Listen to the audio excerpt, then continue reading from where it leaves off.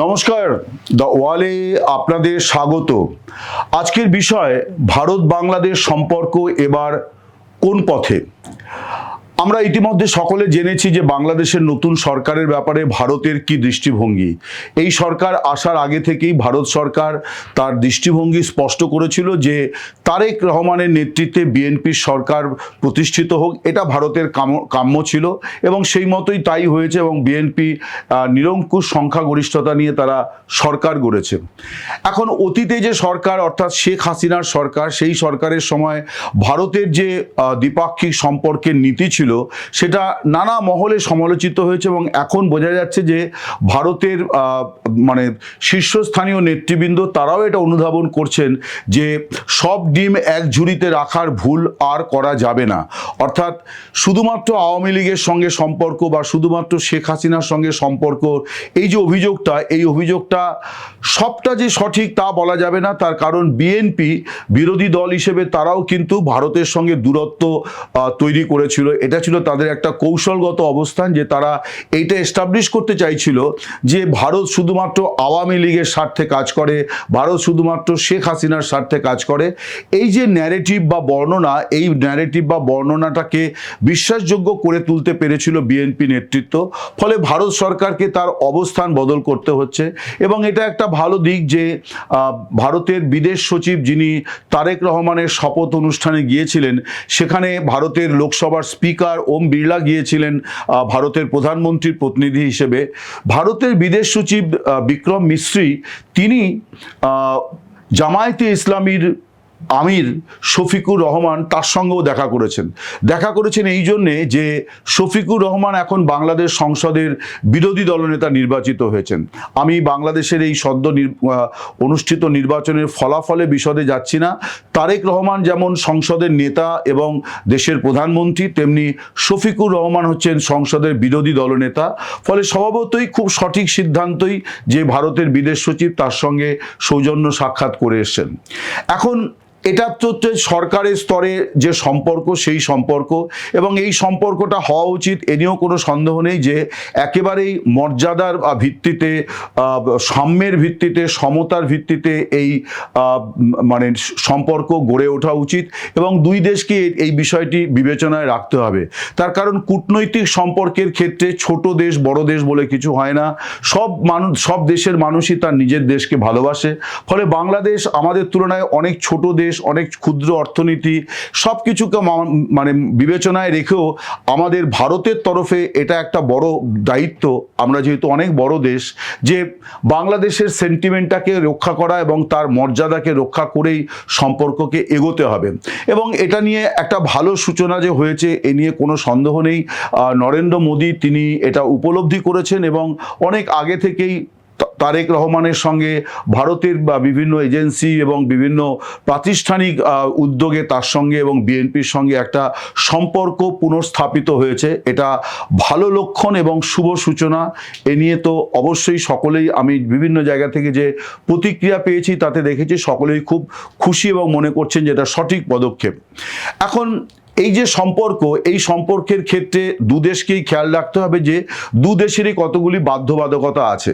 যেমন এই যে 2026, এই 2026-এ গঙ্গা জল চুক্তি পুনর্নবীকরণ হওয়ার কথা। এখন এই জল চুক্তি পুনর্নবীকরণের ক্ষেত্রে ভারতের ক্ষেত্রে যে সমস্যাটা সেটি হচ্ছে যে ভারত একটি ফেডারেল কান্ট্রি, এখানে অনেকগুলি রাজ্য আছে, যেমন গঙ্গাই প্রায় 4-5টা রাজ্যের মধ্য দিয়ে প্রবাহিত।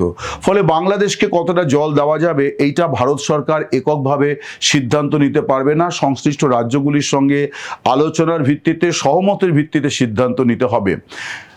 বাংলাদেশ সরকার খুব সঠিক কাজ করবে যদি তারা ভারতের এই কম্পালশনটিকে বিবেচনায় রাখে। আবার ভারতকেও মনে রাখতে হবে যে এইটা একটা রাজনৈতিক কারণে, একটা ঐতিহাসিক কারণে দুটো দেশের মধ্যে বিভাজন আছে, কিন্তু গঙ্গা তার একটা শাখা চলে গিয়েছে বাংলাদেশের দিকে। এইরকম 55টি নদী দু দেশের মধ্যে প্রবাহিত। ফলে জল বন্টনের ক্ষেত্রে দু দেশকেই কিন্তু খুব উদারভাবে সিদ্ধান্ত করতে হবে।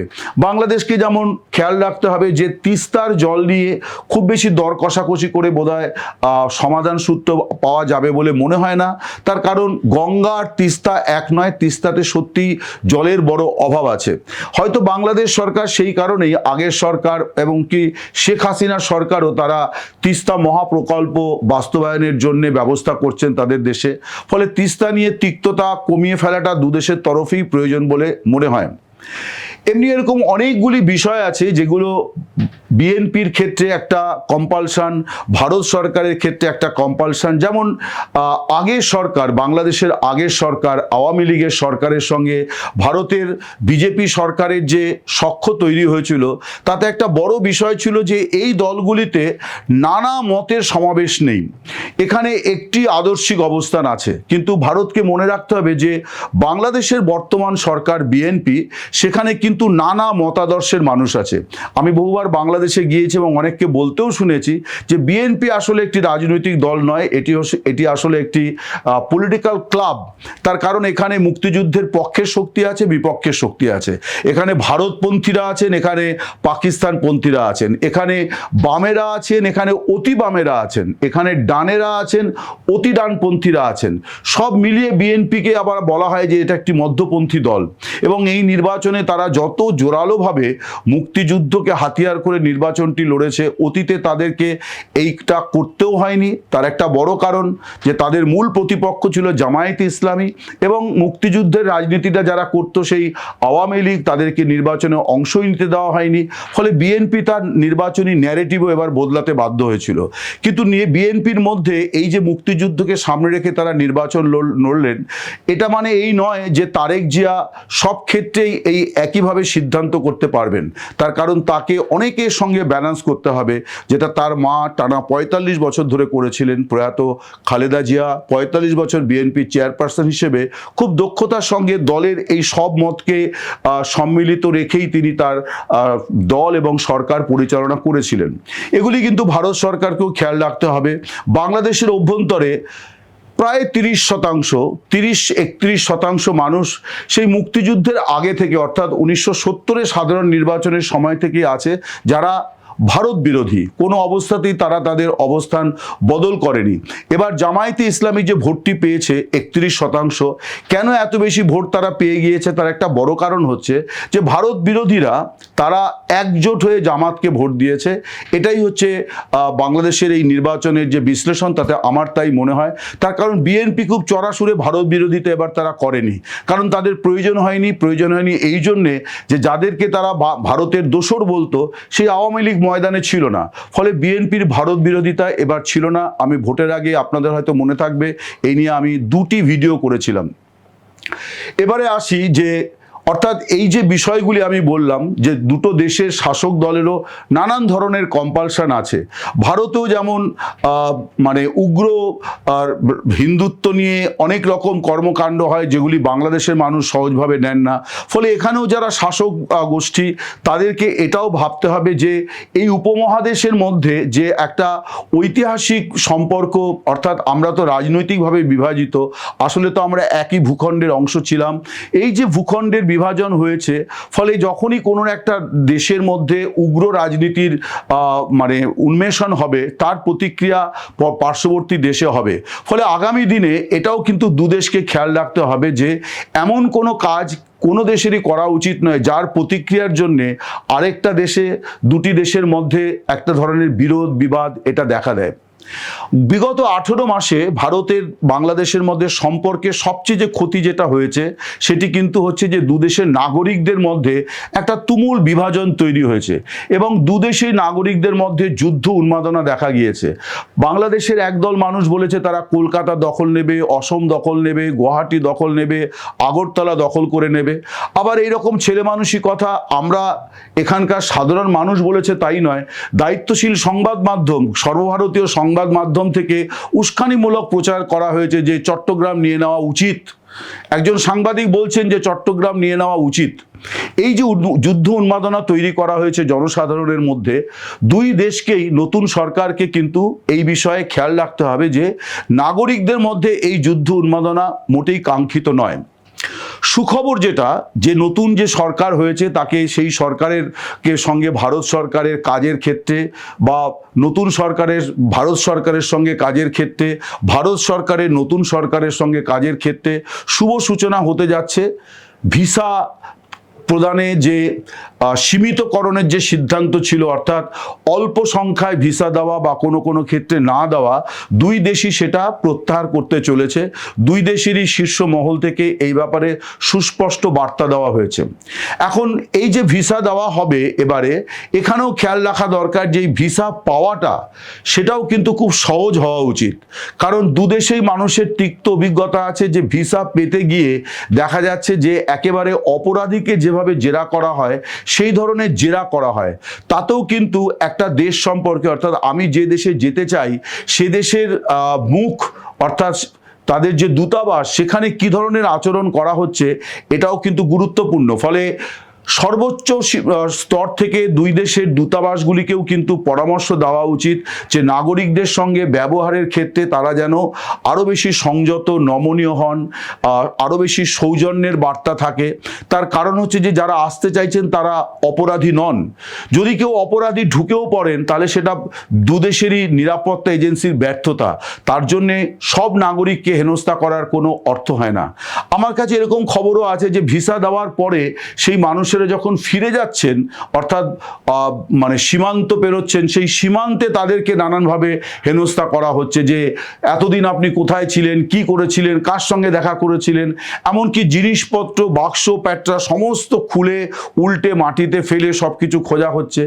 এই যে একজন নাগরিককে অপরাধীর দৃষ্টিতে মানে অপরাধী সাব্যস্ত করার প্রচেষ্টা, যে লোকটা আমার দেশের কোনো ক্ষতি করে চলে যাচ্ছে, এই জিনিসগুলো, এগুলোকে মানে খোঁজ নেওয়া যে সে সত্যি অপরাধ করেছে কিনা, তার জন্য অনেক আধুনিক বন্দোবস্ত আছে।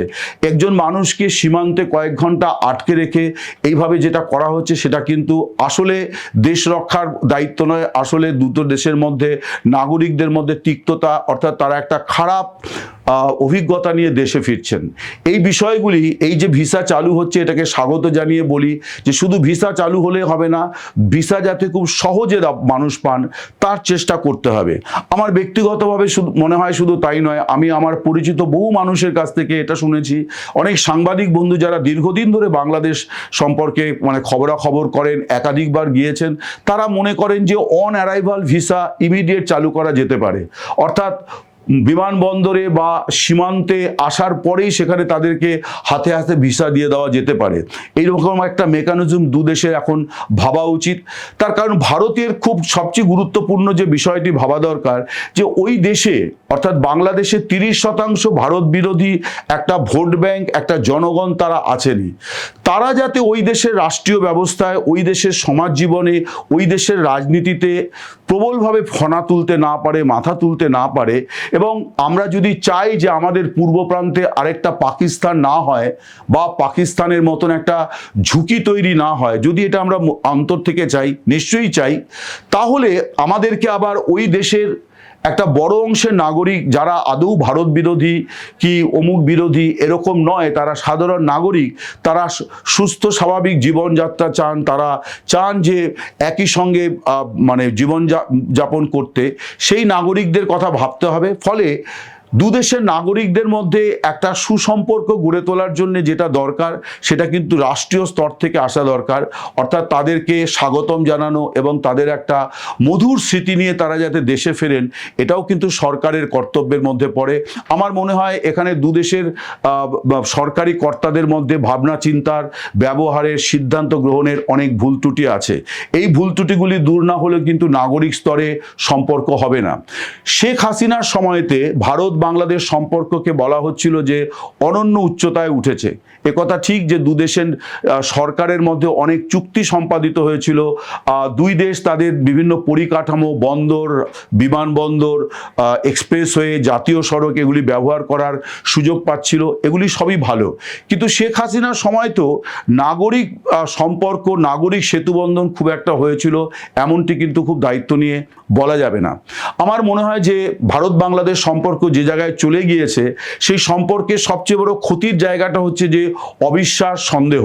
এই অবিশ্বাস, সন্দেহ যদি দূর করতে হয়, তাহলে দুদেশের নাগরিকদের হেনস্থা বন্ধ করে দুদেশের নাগরিকদের মানে স্বাগত জানাতে হবে এবং দ্রুত ভিসা দিতে হবে মানুষের প্রয়োজনের সময়। যেমন চিকিৎসার ক্ষেত্রে আমি বলবো যে একটা বিপুল অংশের মানুষ সাফার করলেন, অনেকে অকালে মারাও গেলেন, অনেকে চিকিৎসা অনেক গুরুতর হলো, তার কারণ তারা সময়ে চিকিৎসা করাতে পারলেন না।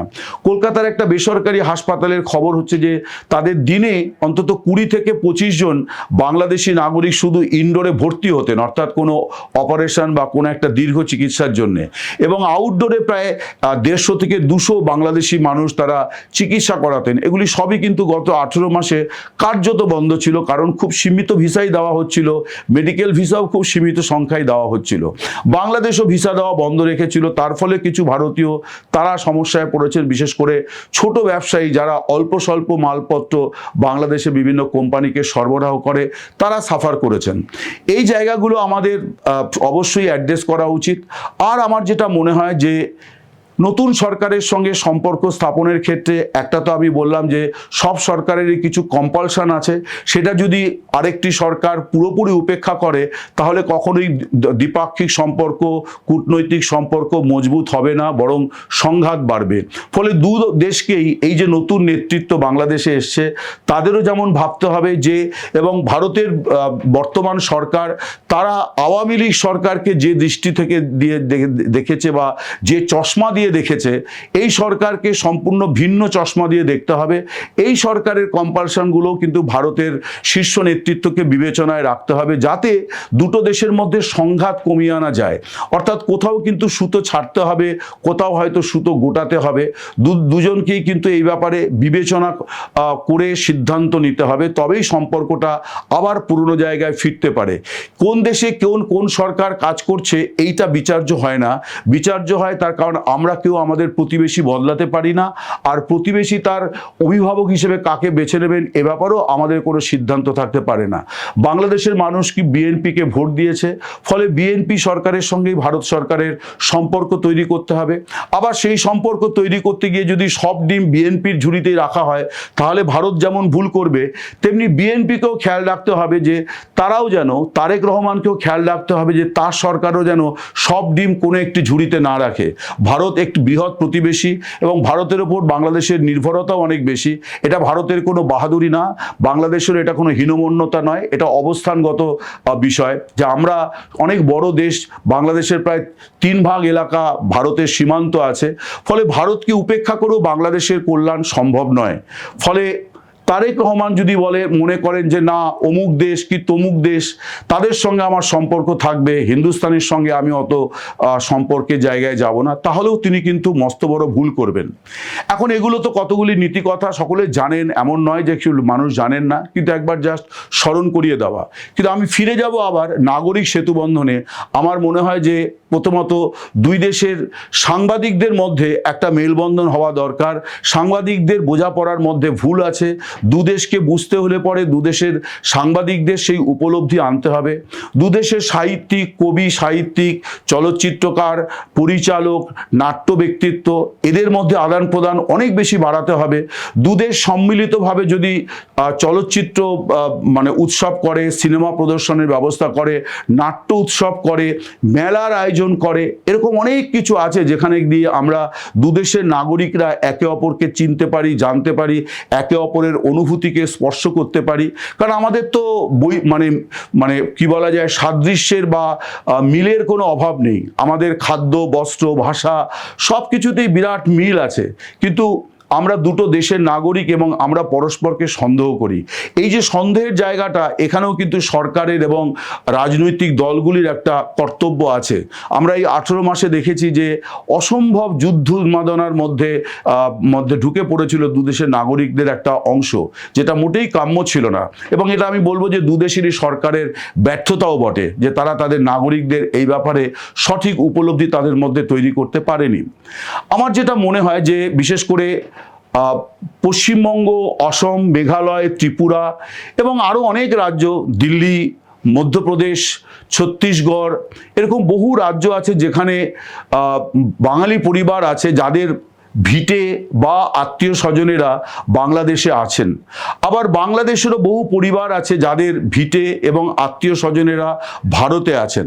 আমার মনে হয় এই যে নতুন সরকার বাংলাদেশে এলো, এই নতুন সরকার এবং ভারত সরকার তারা তাদের যে দ্বিপাক্ষিক আলোচনার টেবিলে এইরকম একটা বিষয় নিয়েও আলোচনা করতে পারেন যে ভিটে পর্যটন চালু করা যায় কিনা। অর্থাৎ যাদের ওপারে ভিটে আছে বা আত্মীয় স্বজন আছে তাদের মধ্যে যোগাযোগ যদি সেতুবন্ধন তৈরি করা যায়, কারণ নস্টালজিয়া কিন্তু একটা বিরাট বড় সেতুবন্ধনের মানে অস্ত্র হতে পারে বা হাতিয়ার হতে পারে বা একটা শক্ত ব্যবস্থা হতে পারে। সকলেরই অতীত, আমরা প্রত্যেকেই অতীতে ফিরে যেতে চাই, শৈশবে ফিরে যেতে চাই। এই যে ফেলে আসা ভূমিখণ্ড, সেখানে কারা আছেন, কেমনভাবে আছেন, তাদের মধ্যে যদি মিলমিশ এবং পুরনো স্মৃতি, সেই মানে কি বলা যায় যে ভিটে পরিদর্শন, এইরকম একটা বিষয় কিন্তু ভাবা যেতে পারে। বিশেষ করে এটা পাকিস্তান এবং পাঞ্জাবের ক্ষেত্রে অনেকটা এই ধরনের ব্যবস্থাপনা অলিখিতভাবে হলেও আছে, এই দিকে সেইভাবে নেই। কিন্তু আমার মনে হয় দু দেশ এই ব্যাপারে একটা কোনো বিশেষ প্যাকেজ চালু করতে পারে যে এই ধরনের পারপাসে যারা যাবেন তাদেরকে দ্রুত ভিসা দেওয়া, শুধু না তাদেরকে সেখানে সুরক্ষা দেওয়া, তাদের দেখভাল করা, এবং এর ফলে একটা পর্যটনের বড় বিকাশ হতে পারে। আমরা যে সমস্ত দেশে বেড়াতে যাই বা বাংলাদেশিরাও যে সব দেশে বেড়াতে যায় তার থেকে অনেক কম খরচে আমরা ভারতীয়রা যেমন বাংলাদেশের অনেক দর্শনীয় স্থান আছে।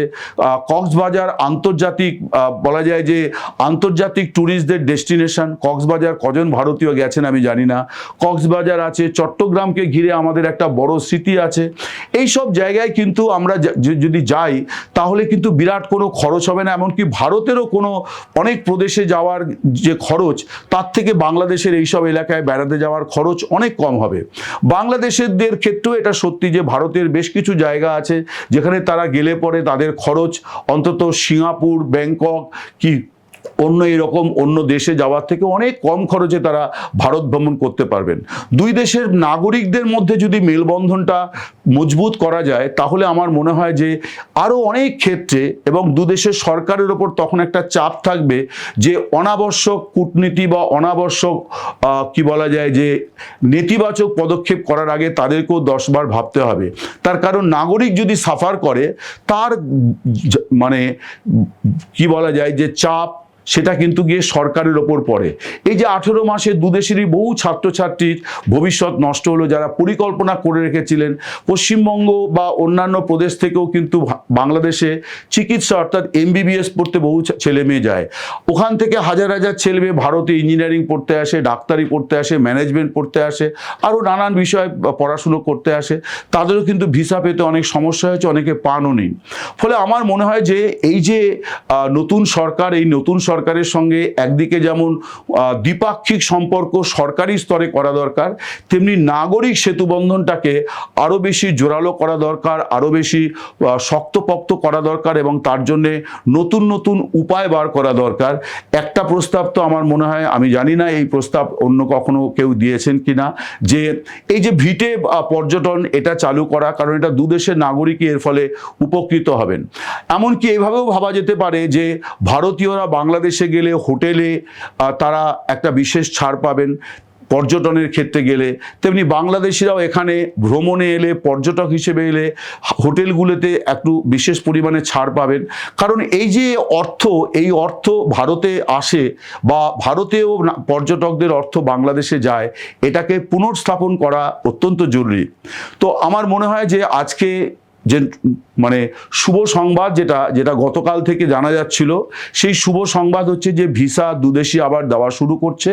এখন কাজ হবে যে এই ভিসা প্রদান সহজ করা এবং নতুন নতুন উপায় বার করা, যাতে দুদেশের নাগরিকদের মধ্যে সুসম্পর্ক পুনর্স্থাপিত হয়। নমস্কার, শুভরাত্রি, সকলে ভালো থাকবেন।